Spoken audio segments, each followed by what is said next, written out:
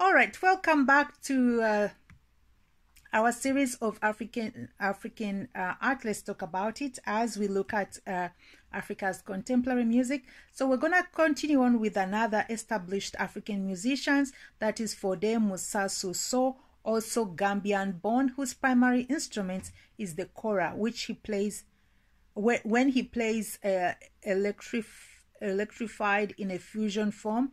He resides in Chicago. The next artist is Adbel Majid Bekas from Morocco, who has been a star on his own country for a very long time. He's a guitar professor and singer, but creates his own music mix style, balancing original Gnawa music with jazz and blues. The other artist is Diabate family from Mali, consisting of Sidiki, Senior, Sidiki Jr., and Tuamani, born in 1965.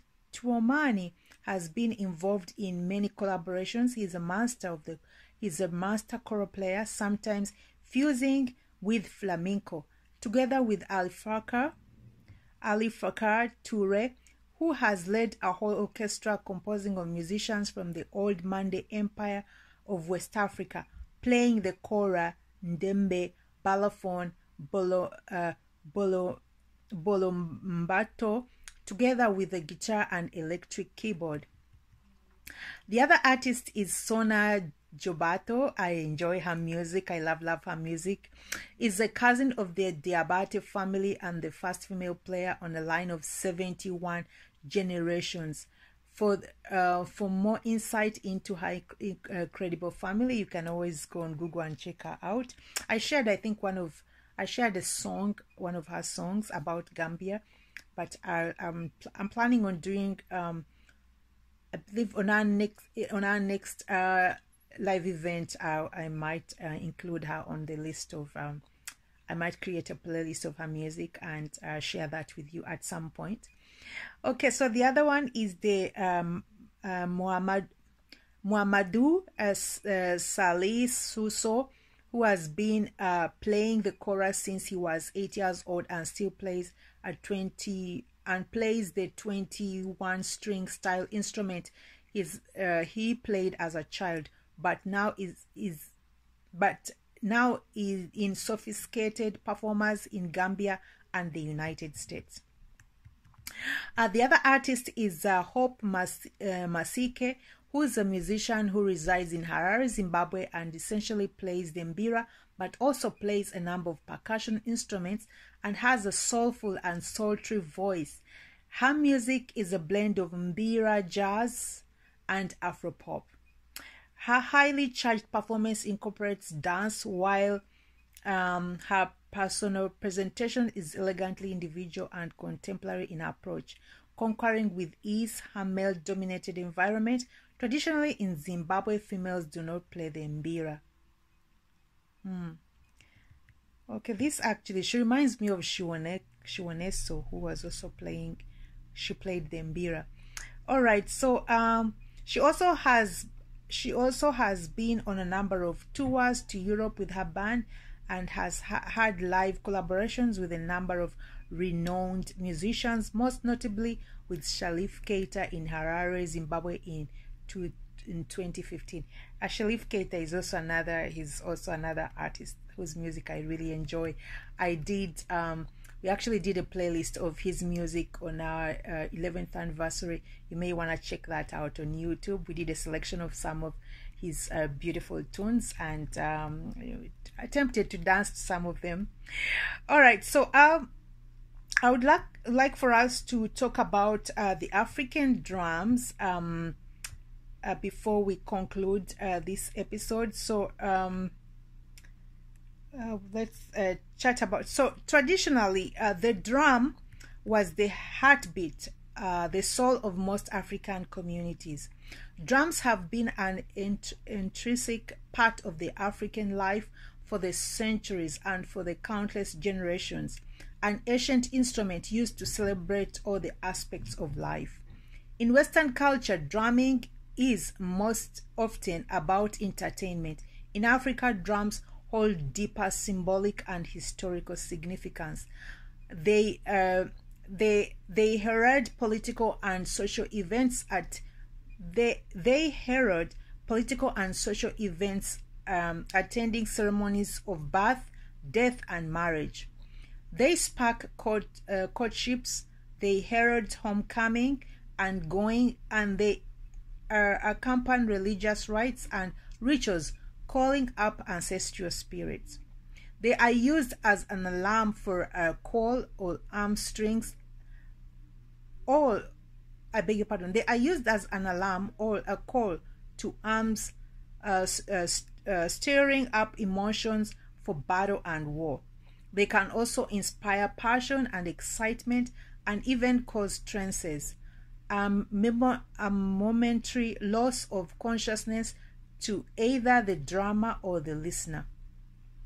They symbolize and protect royalty and are often housed in sacred dwellings. They are protected during battle. On the other hand, drums are about communication and making music, two essential characteristics of quality life. For centuries, the talking drums were a primary source of communication between tribes, used to transmit messages, sometimes across distances.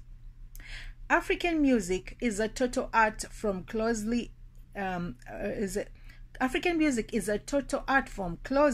integrated with dance, gesture, and dramatizing. Drums are the music instrument that African music relies heavily upon to create a fast-paced, upbeat, rhythmic beat that signifies most African music. The drums can be both musical instruments and works of art, sculpture forms that are often decorated in a resplendent manner suited for their ceremonial occasion. They can also be everyday objects with simple but monumental form. Technically, most drums are described as membranophones and consist of a skin or drum head stretched over the open end of a frame or shell. The shell most often constructed from wood. The sound is generated by striking the drum head with hands, a stick, a rubber mallet, and even the bones of the deceased. The surface can be rubbed to create soft swishing sounds. Sometimes the drums can have rattling metal jingles attached to the outside, or seeds and beads placed inside to create extra kinds of noises. They can be made from wood, metal, earthenware, or gourds.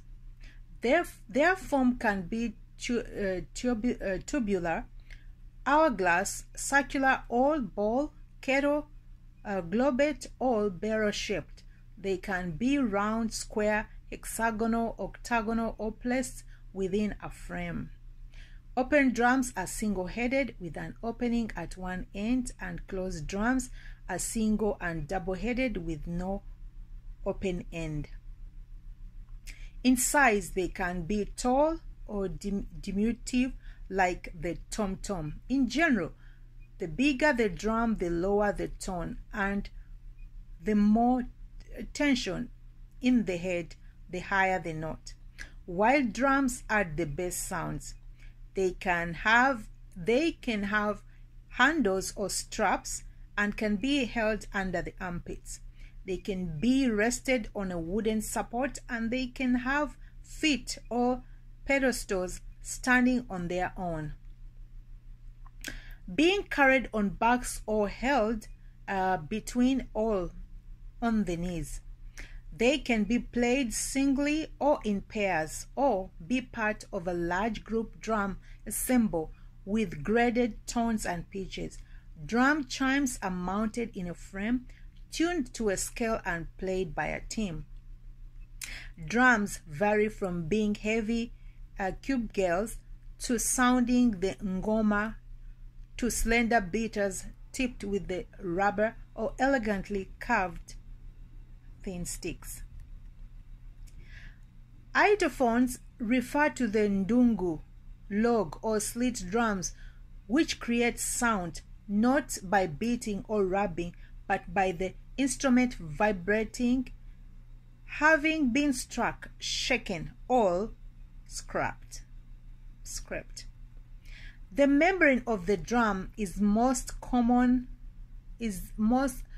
often constructed from the skin of an antelope, goat, sheep, or cow, and less frequently from a zebra, wild beasts, or reptiles like crocodiles, the monitor lizard. The skin is dried out in the sun and the hair is shaved. It is then stretched over and hollowed out, preferably hardwood drum bass. The skin is tightened with the leather straps and nailed or pegged on. Reasoning onto the membrane will control tone, and a good drummer will treat the surface with the beeswax before a performance, holding the drumhead over an open fire to stretch the skin. Twine is used to lace two skin together and the double-headed drums, or just simply to secure the membrane. Now let's look at the tribal drums. Most communities in sub-Saharan Africa have diverse uses for their drums, but the following countries have tribes who have shared an integral historic and spiritual relationship with this revered and sacred musical instrument for centuries. The Mali have the Bara, Tama, and Krin in Bamako. So these are the drum names. Drum names in brown type. Okay, so the drum. Well, I'm gonna share the drum names and the country. So in Mali, the drums are called Bara, Tama, Krin. That's in Mali, Bamako. In West Africa and the Guinea coast, they are referred to as the Ndembe, Ndundu, Nduno, Gome, Bugarabo. In Senegal, it's referred to as the Talking Sabre, Bugarabo in Gambia and Guinea-Bissau. In Liberia, Cote d'Ivoire, and in Senufo, the drums are referred to as the Bara. In Ghana, with the Ga, Asante, Iwe, and the Fanti, the drum is referred to as the Gugon, Atupan, and Fontonfro. Please bear with me if I'm not pronouncing this right. Okay, in Benin, the Yoruba and the Ashiko refer to the drum as the Kamplongo, and in Cameroon, it's referred to as the Bamilenke. In Nigeria, the drums are referred to as the Sankara, as the Sakara, Gbedu, Bata, Ngundu, Chamba, Udu drums, and Ndundu and Nduno. This is by the Bara, and the Igbo and Yoruba referred to the talking drums as the Ndundu and Nduno. In Central Africa, the Shokwe of Congo refer to the drums as Kili, Mondo, and Bata. And in Angola, Democratic Republic, the Kuba, Luba, and Yaka also refer to the drum either as Bata, Mondo, and Kili. In Eastern Africa, it's referred to as the Ndungu, Ndoma, Ndulu, or Ngoma. The Baganda refer to it as the Ngoma. And in Tanzania and Mozambique, in East Africa, the Baganda refer to it as the Ngoma. And Tanzania and in Mozambique by the Makonde. And also in Rwanda and Uganda. In Southern Africa, the drum is referred to as the Ngoma by the Tonga, Budima, Shagan, and Tonga. And also in Zambia, Zimbabwe by the Shona. In South Africa by the Venda and the Zulu. All right. So let's look at the drum decoration. Drums can be both musical instruments and sculptures. Images can reference proverbs, cultural traditions, the ways of behaving, reflect values that are most important to communities. They can feature anthropomorphic images like feet, hands, female breasts, human heads, as well as full or squatting figures that carry the drum on their backs. These motifs can be symbolic, carrying great spiritual meaning, or they can be just decorative and tell a story. Female imagery is often used to evoke fertility. Animals and reptiles lend a wide scope of preference material for zoomorphic relief carvings. They play an important role in belief systems, and ancestral spirits can take the form of any animal, providing inspiration for the carvers. Ceremonial drums will have designs that reflect their status and their historical value.